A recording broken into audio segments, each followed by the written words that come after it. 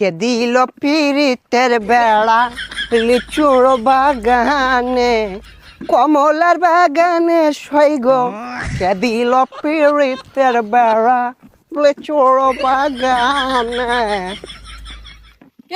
ভাইছে কি অবস্থা, ভালো আছো ব্রাদার? ভাই আপনি তো পুরাই চেঞ্জ হয়ে গেছেন ভাই, কেমনে কি? আগে তো খেত কামারে কাজ করতাম। আরে ভাই অতীত নিয়ে টান দেও কেন ভাইয়া? তুমি একটা চাকরি কথা বলছিলা, চাকরি করবে নাকি? সেনাবাহিনীতে ঢুকাই দিই তোমারে, উচ্চতা তো ভালোই আছে তোমার।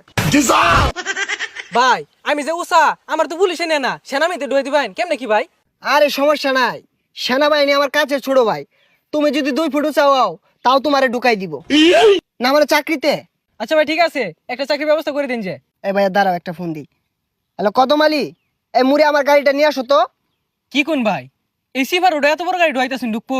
আরে সমস্যা নাই, আসলেই দেখতে পারবা। ভাই এত চেঞ্জ এত টিয়া পয়সা ভাই কেমনে সম্ভব এগুলো ভাই? এই যে ভাই আপনার গাড়ি। ভাই এই গাড়ি চালাতে পারবেন? আরে 12 মাস তো এগুলাই চালাই। এই সরো।